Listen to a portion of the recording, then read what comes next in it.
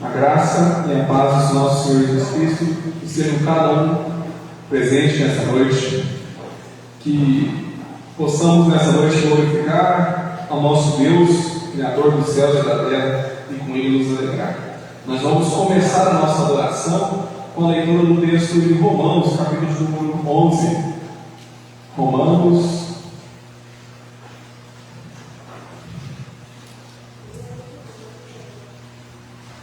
capítulo número 11.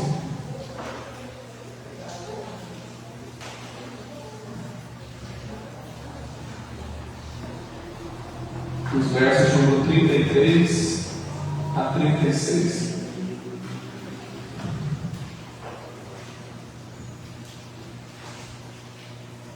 Romanos, capítulo número 11, os versos número 33 a 36. Vamos fazer essa leitura todos em uma só voz. Romanos 11, de 33 a 36. Diz assim a palavra do Senhor: ó profundidade da riqueza, tanto da sabedoria como do conhecimento de Deus!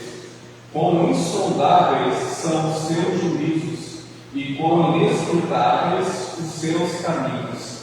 Quem, pois, conheceu a mente do Senhor? Ou quem foi o seu conselheiro? Ou quem primeiro deu a ele, para que venha a ser restituído? Porque dele, e por meio dele, e para ele são todas as coisas, a ele pois a glória eternamente. Amém. Glória somente a Deus. Deus é perfeito em todo o seu ser. Se hoje você respira, se hoje você se movimenta, se hoje você existe, é para a glória e honra de Deus. Deus, Ele criou todas as coisas com poder e continua sustentando ainda com amor, misericórdia e com a sua soberania. Então a Ele toda a glória, a Ele honra, majestade pelos séculos dos séculos. Deus é um Deus presente, um Deus amoroso que conosco está.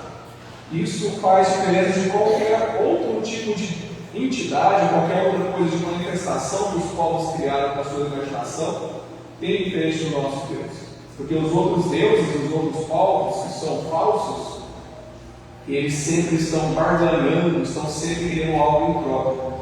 Mas o próprio apóstolo Paulo pergunta: quem que pode dar alguma coisa a Deus, para que Deus se torne devedor dele?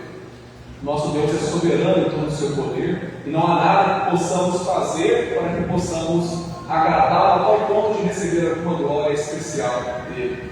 O que nos cabe é sempre ser humildes diante dele e reconhecer: sou pó e sou cinza, sou nada, mas tu é grande. E mesmo sendo tão grande, me ama, me quer por perto, me abraça, me acolhe, me encontra, me resgata.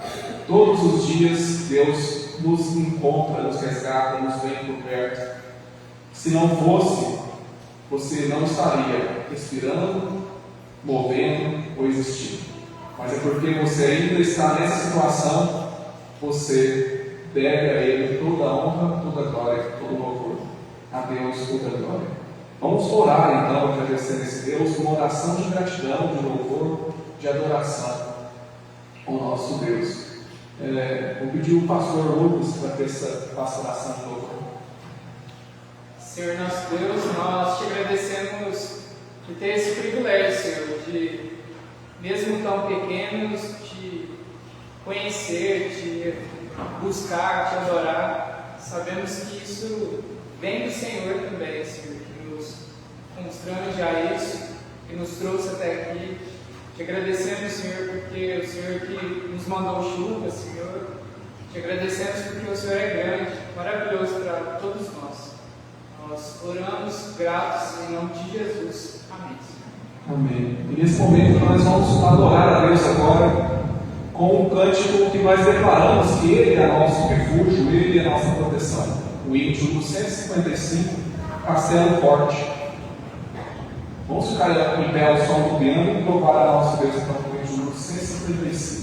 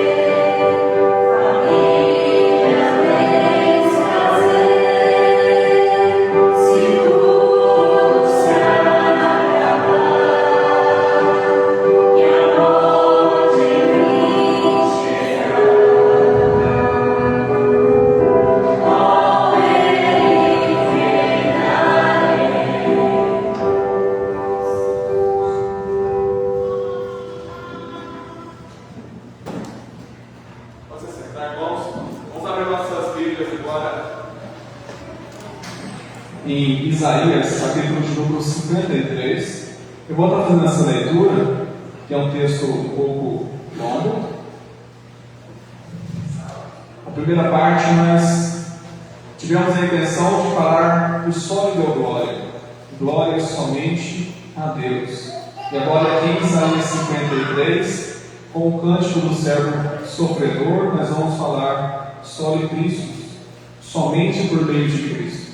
Eu vou estar lendo a partir do verso 13 do capítulo 52, para ler o cântico por inteiro, e peço que os irmãos acompanhem. Então, a partir do capítulo 52, verso 13, diz assim: Eis que meu servo procederá com prudência, será exaltado e elevado, e será muito sublime.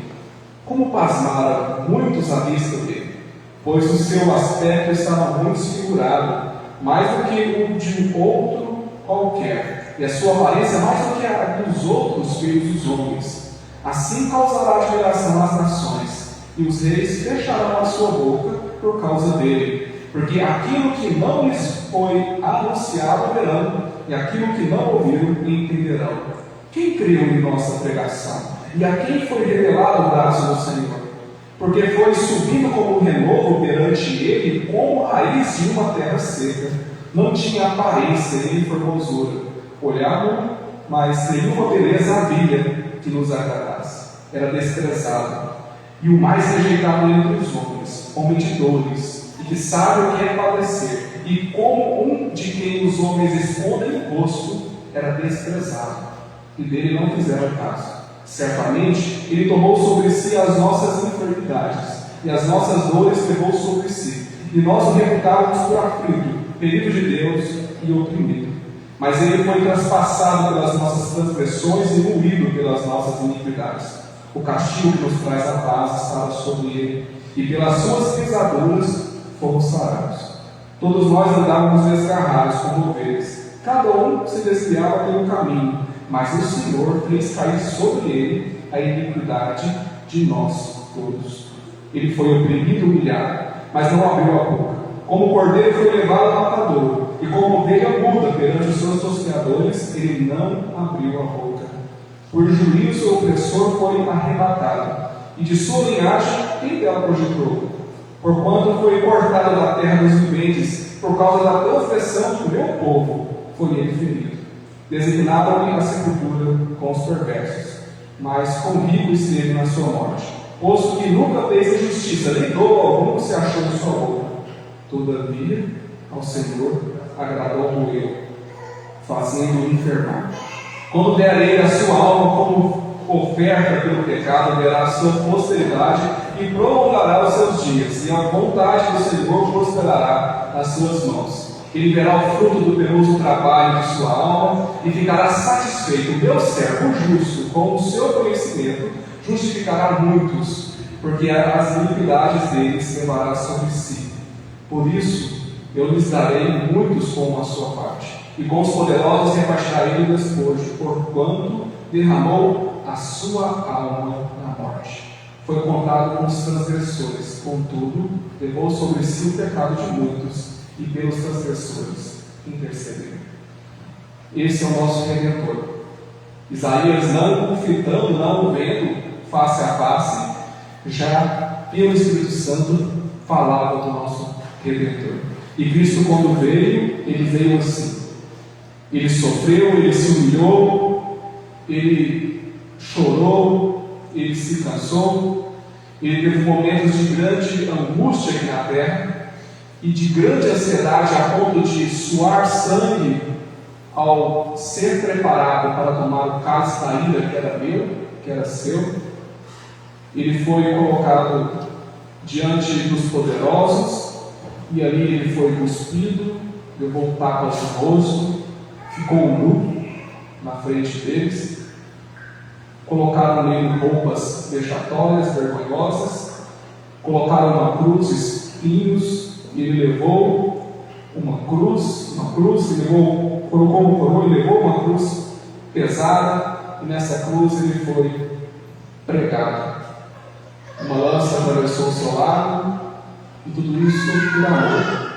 Todavia ao Senhor agradou moê-lo, fazê-lo enfermar, para que pudesse servir. Eu não mereço de forma alguma nada disso. De forma nenhuma eu mereço nenhuma parte dessa dor, mas de alguma forma, pelo amor soberano de Deus, Ele quis amar dessa forma e nos dar Cristo. Se hoje temos esperança, se hoje temos alegria, se hoje temos fé, é somente por Cristo, somente por Ele. Louvado seja Ele. Vamos fazer mais uma oração agora, agradecendo o perdão e a conciliação que nós temos apenas porque o justo levou a iniquidade dos impuros, dos injustos.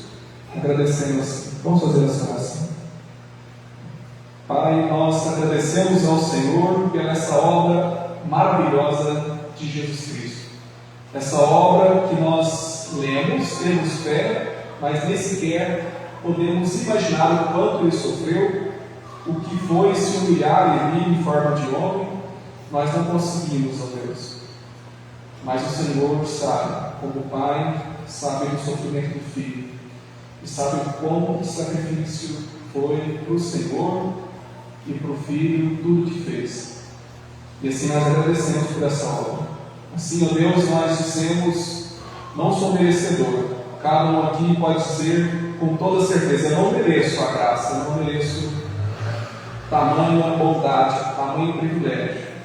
Mas agradecemos porque o Senhor de alguma forma nos amou, e o Senhor nos ama a ponto de provar o amor entregando seu Filho justo pelos injustos. Louvado seja o seu nome. Tira de nós qualquer tipo de soberba, tira de nós, ó Deus, qualquer tipo de pensamento que possa haver em nosso coração, que nós é que agradamos ao Senhor, que é nós que podemos receber a salvação pelos nossos atos, que é nós que podemos nos achegar diante do Senhor por aquilo que somos. Tira, ó Deus, qualquer tipo de soberba nesse ponto e nos dê um coração humilde, um espírito humilde, para realmente sermos parte do teu reino. Ó Deus, louvado seja o seu nome. Em nome de Jesus Cristo, agradecemos por essa obra, pelo perdão dos nossos pecados. Amém. Vamos louvar a Deus agora com 2 cânticos. Quero convidar os nossos irmãos.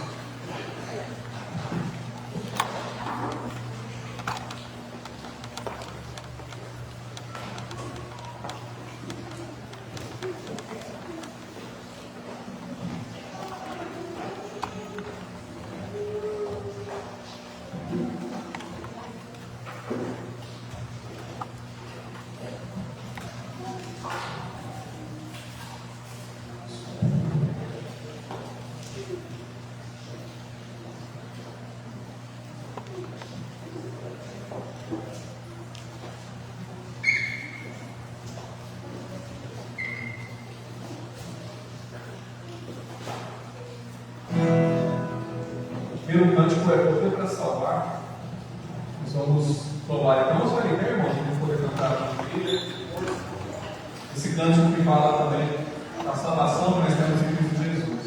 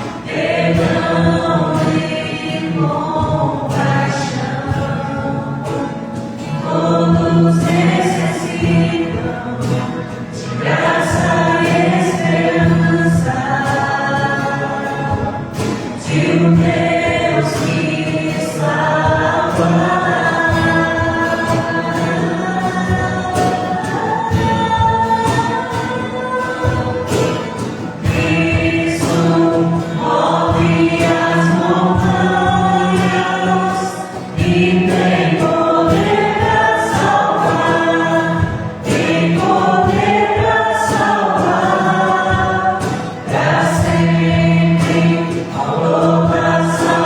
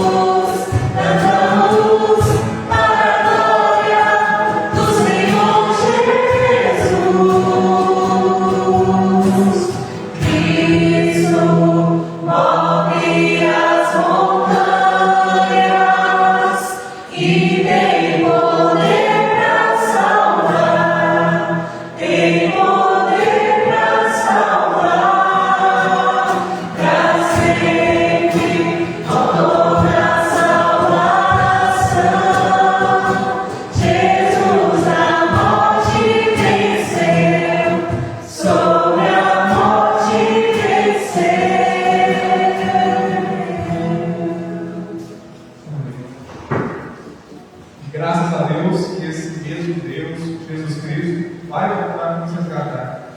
E nós não moramos nesse local. Esse local que nós estamos é passageiro. O local que nós vamos morar é ao lado dele.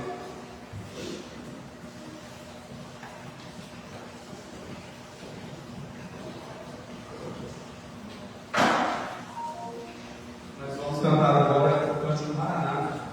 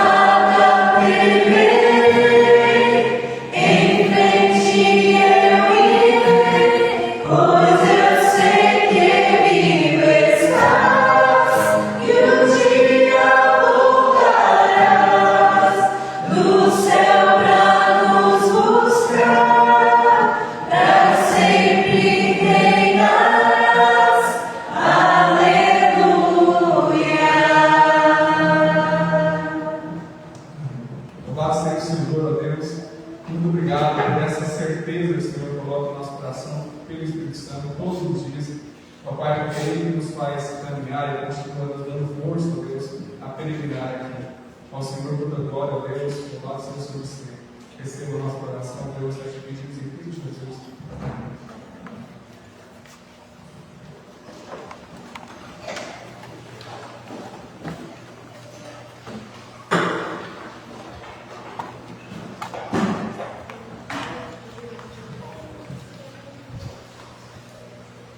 Nós vamos ouvir a mensagem do Senhor em João capítulo 4, aqui com os adultos, e nossa irmã Laísa está com as crianças.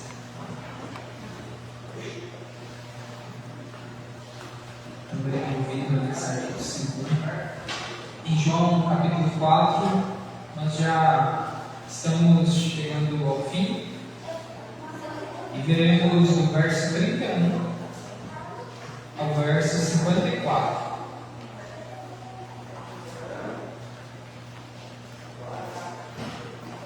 Eu vou fazer essa leitura, os irmãos acompanham.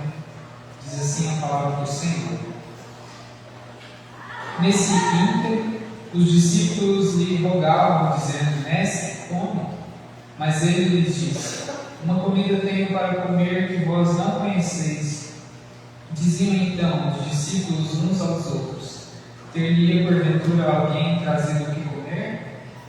Disse-lhe Jesus: A minha comida consiste em fazer a vontade daquele que me enviou e realizar a sua obra. Não dizeis vós que ainda há 4 meses até a ceifa? Eu, porém, vos digo: erguei os olhos e vede os campos, pois já há branquejo para a ceifa. O ceifeiro recebe desde já a recompensa e entesoura o seu fruto para a vida eterna. E dessarte se alegram tanto o semeador como o ceifeiro. Pois no caso é verdadeiro ditado: um é o semeador, o outro, e outro é o ceifeiro. Eu vos enviei para ceifar o que não semeaste. Outros trabalharam e vós entraste no seu trabalho. Muitos samaritanos daquela cidade creram nele, em virtude do testemunho da mulher que anunciara: Ele me disse tudo quanto tenho feito. Vindo, pois, os samaritanos ter com Jesus, pediram-lhe que permanecesse com eles, e ficou ali 2 dias. Muitos outros creram nele por causa da sua palavra. E diziam à mulher: Já agora não é pelo que disseste que nós temos, mas porque nós mesmos temos ouvido e sabemos que este é verdadeiramente o Salvador do mundo. Passados 2 dias, partiu dali para a Galileia, porque o mesmo Jesus testemunhou que um profeta não tem honras na sua própria terra. Assim, quando chegou a Galileia, os galileus o receberam, porque viram todas as coisas que ele fazia em Jerusalém por ocasião da festa, a qual eles também tinham comparecido. Dirigiu-se de novo a Caná da Galileia, onde da água fizera vinho. Ora, havia um oficial do rei, cujo filho estava doente em Cafarnaum. Tendo ouvido dizer que Jesus viera da Judeia para a Galileia, foi ter com ele e lhe rogou que descesse para curar seu filho, que estava à morte. Então Jesus lhe disse: Se porventura não virdes sinais e prodígios, de modo nenhum crereis. Rogou-lhe o oficial: Senhor, desce antes que meu filho morra. Vai, disse-lhe Jesus, teu filho vive. O homem creu na palavra de Jesus e partiu. Já ele descia quando os seus servos lhe vieram ao encontro, anunciando-lhe que o seu filho vivia. Então indagou deles a que hora o seu filho se sentira melhor, e informaram: ontem, à hora 7, a febre o deixou. Com isso, reconheceu o pai ser aquela precisamente a hora em que Jesus lhe dissera: teu filho vive. E creu ele e toda a sua casa. Foi este o segundo sinal que fez Jesus depois de vir da Judéia para a Galileia. Irmãos, em todo o capítulo 4, nós vemos que o tempo do Senhor Jesus é diferente do nosso tempo. Nós vemos no início Jesus saindo ali da região da Judéia e partindo para a Galileia, com um problema que estava o assediando existiam algumas pessoas ali da Judéia que estavam indagando e perguntando por que Jesus estava batizando. Na verdade, eram os discípulos de Jesus, como o versículo 2 diz. Mas para chegar onde Jesus queria, na Galileia, sair daquele tumulto, era a sua região, como o texto à frente diz, Jesus ele precisa passar pela Samaria. E um encontro que parece ser casual e sem ter marcado, o Senhor Jesus transforma a vida de uma mulher na beira de um poço, como nós ouvimos nos cultos passados. O texto mostra que Jesus transformou a vida daquela mulher, e então chegamos ao trecho de hoje. Enquanto Jesus esperava os discípulos trazerem comida, e a mulher samaritana também não estava com Jesus, porque ela foi até Samaria. Nesse intercurso de tempo, nesse íntegro, os discípulos chegaram e disseram: Mestre, come.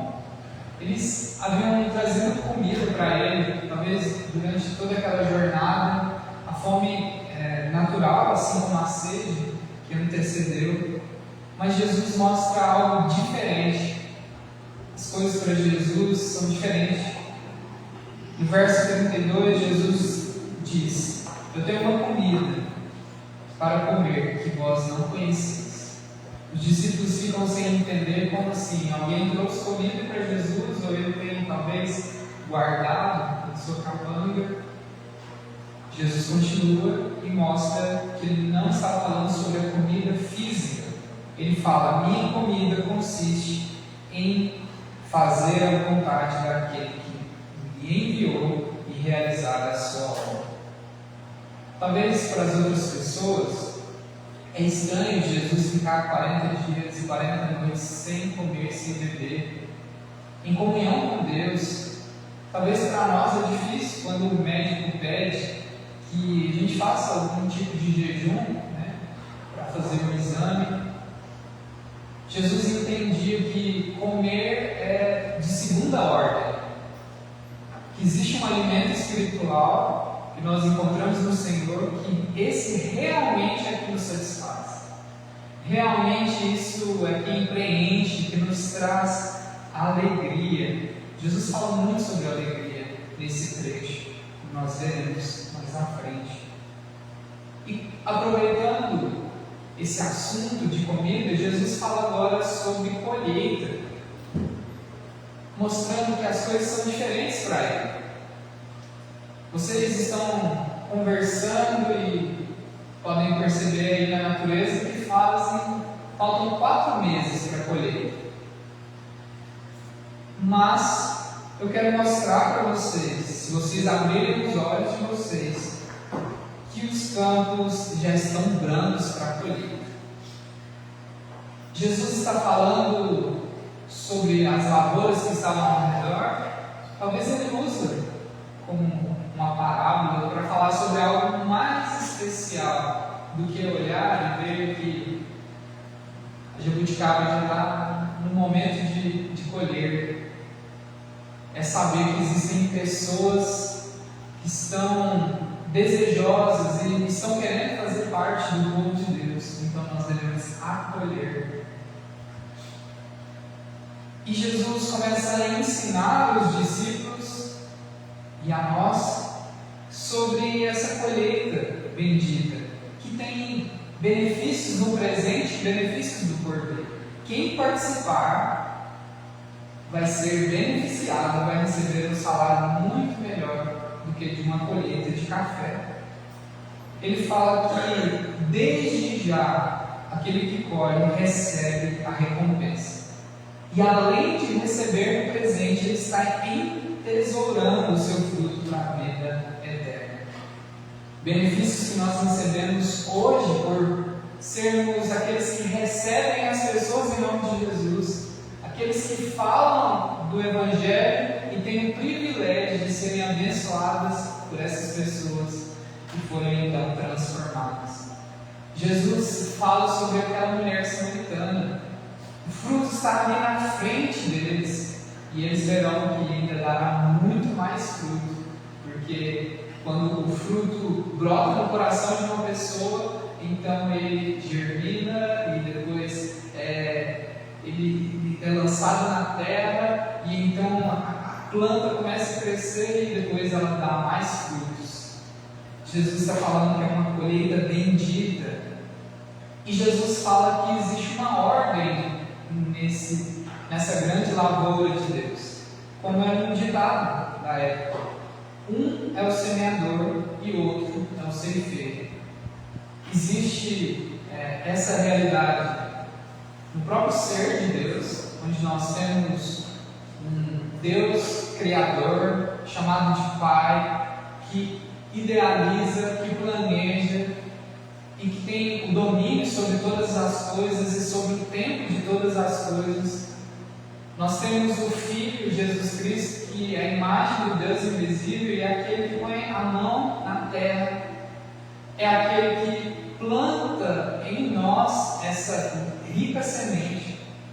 E existem aquelas pessoas que recebem o benefício do Espírito Santo os tocar, do Espírito Santo falar ao seu coração e terem as suas vidas transformadas. E nós somos uma extensão dessa lavoura. Nós, ao mesmo tempo que somos plantados, nós colhemos, ao mesmo tempo que nós ensinamos as crianças, depois nós somos beneficiados quando chegamos a uma idade maior e essas crianças então nos servem. Aquela pessoa que você evangeliza, que de alguma forma vai se conectar com você de uma forma diferente, você vai receber benefícios. Quantos cristãos que trouxeram coisas maravilhosas e nós hoje usufruímos, como a própria luz, como a máquina de colheita, que foi um cristão que inventou. Nós somos beneficiados porque o Evangelho de Jesus nos alcançou e alcançou pessoas do mundo todo, e hoje nós recebemos benefícios. No verso 38, Jesus reafirma sobre essa missão que os discípulos deveriam ter. Ali é como uma aula prática. Jesus fala sobre pessoas que trabalharam no ano passado e sobre eles que agora trabalharão. Nós estamos aqui porque alguém trabalhou em nosso favor. Nós somos como aquela árvore antiga que ainda dá frutos, mas a semente já não está entre nós. Alguém nos trouxe benefícios e os discípulos estavam sendo ali plantados, os discípulos estavam sendo ali trabalhados, e um dia eles estariam ali como semeadores, e hoje nós estamos aqui lançando a semente e acolhendo a semente na nossa mente, no nosso coração, na nossa família, na nossa igreja.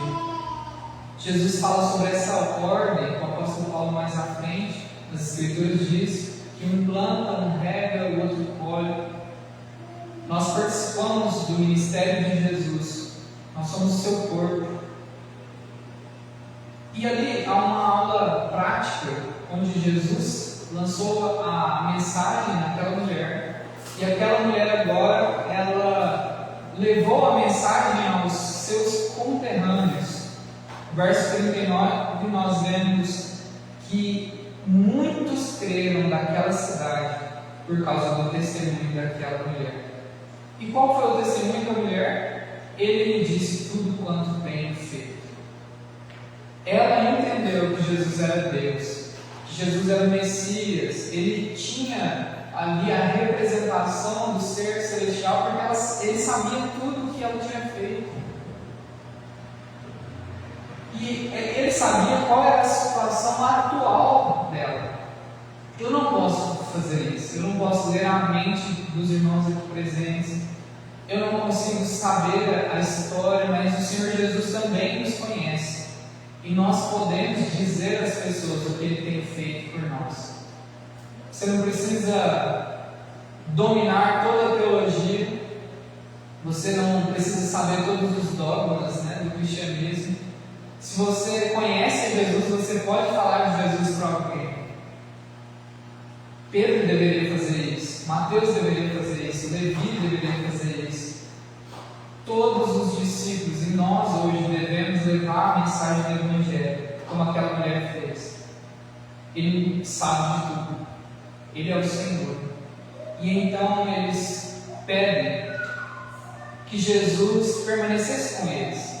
E Jesus fica 2 dias falando ali, frente a frente com eles, ensinando eles tudo aquilo que eles deveriam guardar. Existe esse duplo efeito. Nós ouvimos falar e, como Jó, podemos ver Deus. Nós podemos saber quem é Deus. Nós podemos tocar. Nós podemos sentir. O Senhor Jesus nos chama para um relacionamento mais próximo.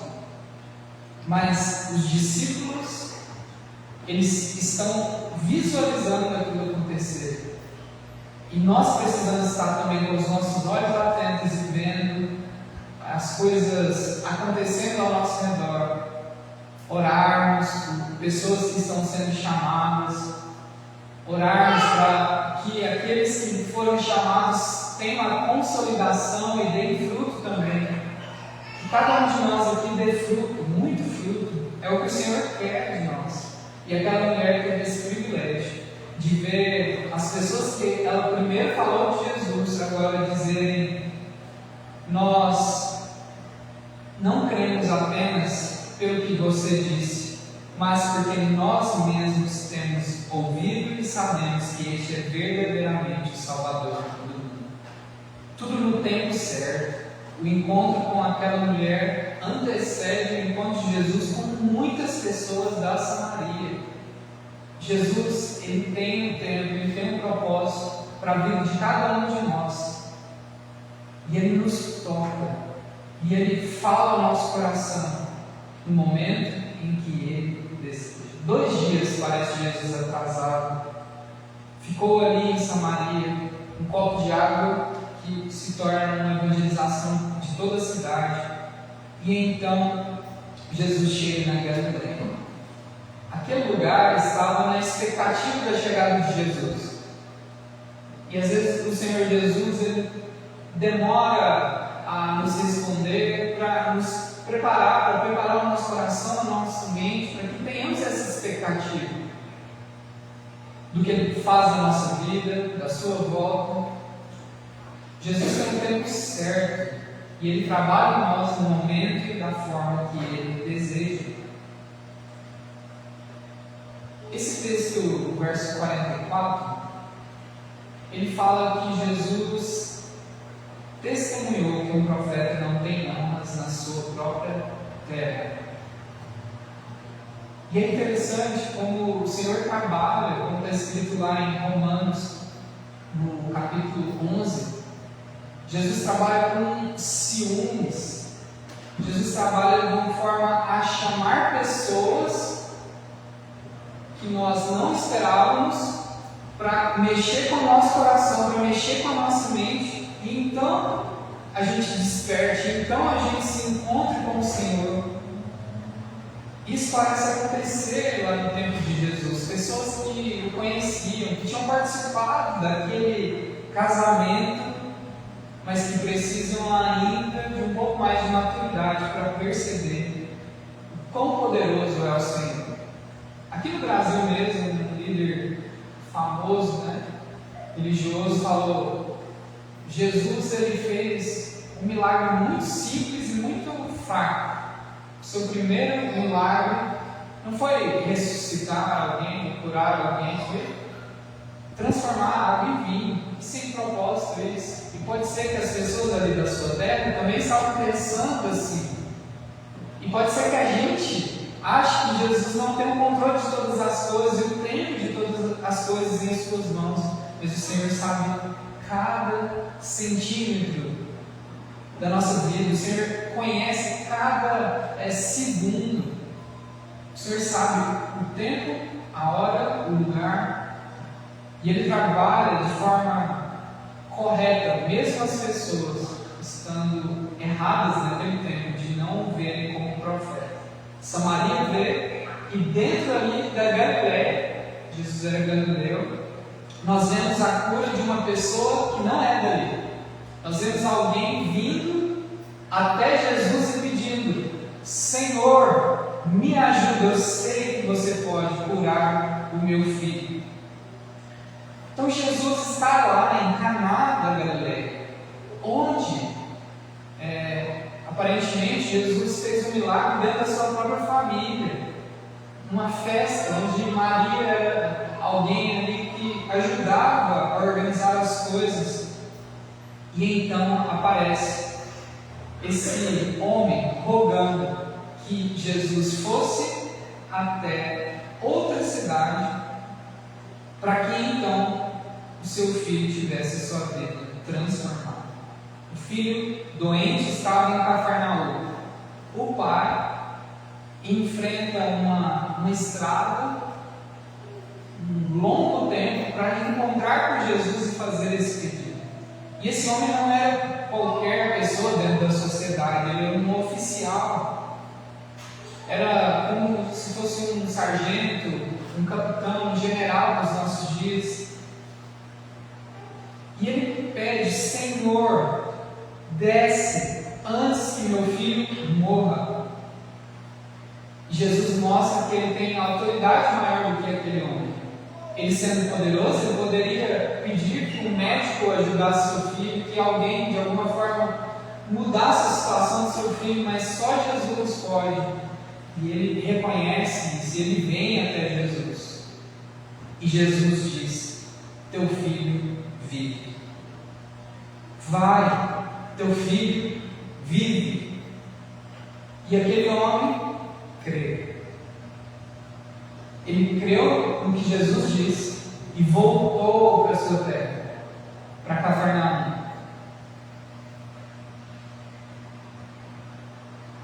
O homem estava descendo e parece durar um bom tempo.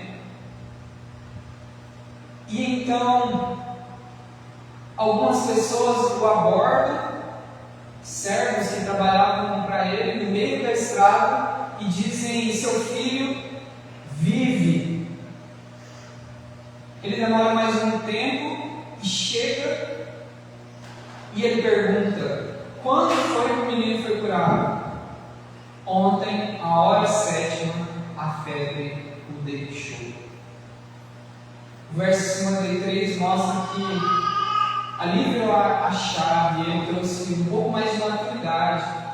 Ele percebeu melhor que Jesus, ele curou na hora precisa em que ele disse: teu filho vive. E agora não é só esse homem, o seu filho, que se recuperou, quase morreu, agora também poderia crer em Jesus. E o texto fala: toda a sua casa creu que Jesus era Filho de Deus. Este foi o segundo sinal que Jesus fez depois de vir da Judéia para a Galileia. Irmãos, o que o capítulo 4 mostra para nós? Mostra que o Senhor, ele se desloca naqueles dias de um lugar para o outro e se encontra com pessoas diferentes, em cidades diferentes, no momento certo. Aquela mulher precisava se encontrar com Jesus para refletir sobre a sua vida, onde ela estava envolvida em relacionamentos, tentando preencher o seu coração através de mais de 5 relacionamentos, mas só o Senhor Jesus é quem poderia preencher o seu coração. Os discípulos precisavam aprender com Jesus. Eles precisavam ficar sem entender o que Jesus estava falando, para depois compreender de maneira perfeita que o tempo de Deus é diferente do tempo humano, que a nossa percepção sobre a realidade é diferente da percepção que o Senhor tem. E Jesus, ele sabia e estava trabalhando, e eles agora deveriam acolher aqueles que estavam sendo evangelizados, acolher a mulher samaritana e todos os seus parentes. E eles continuam, além dos conterrâneos daquela mulher, existe uma família para ser transformada. E antes da família do oficial do rei, o Senhor Jesus está se preocupando também com a sua família.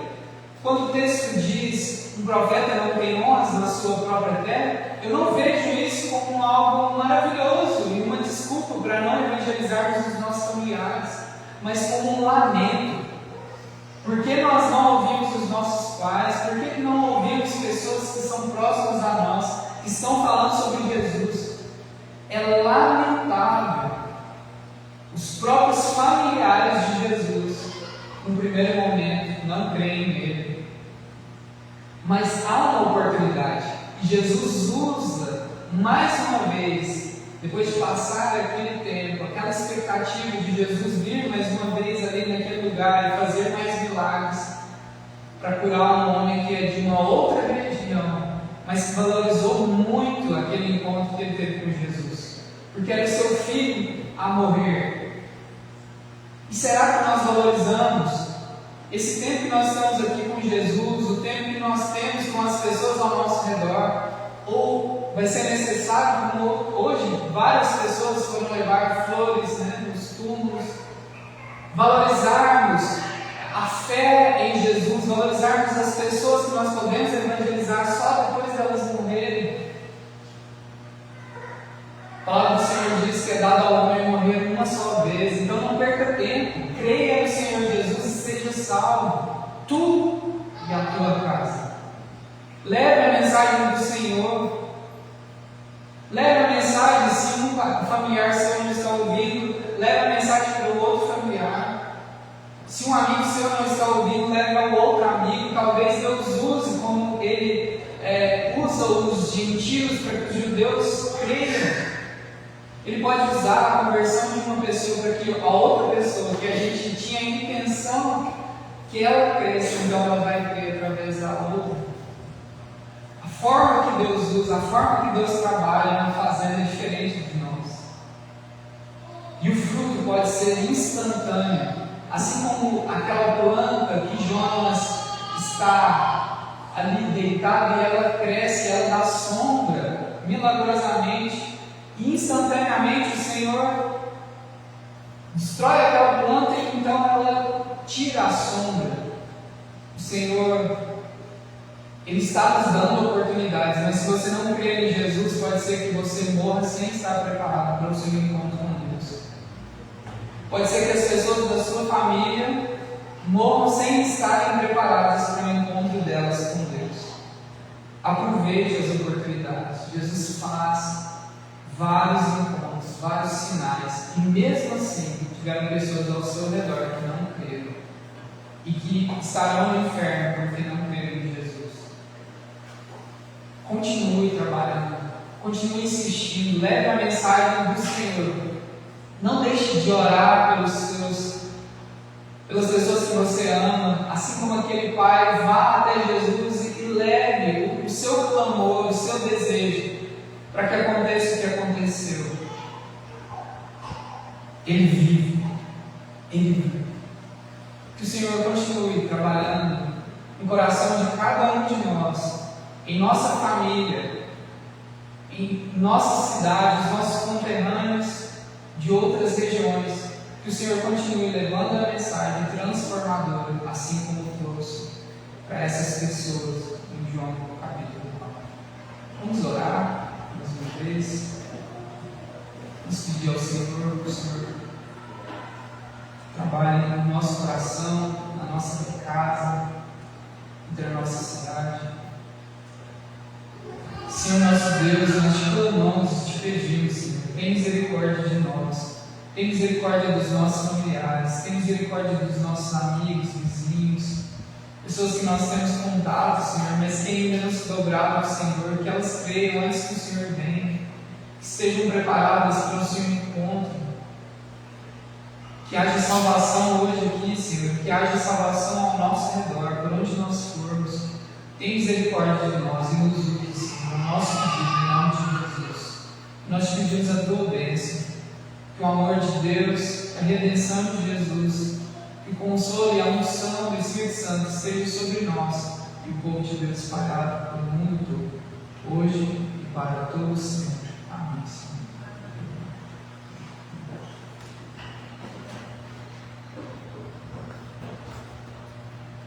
Irmãos, que alegria ter o Cristiano, seu companheiro conosco. Alegria ter o nosso irmão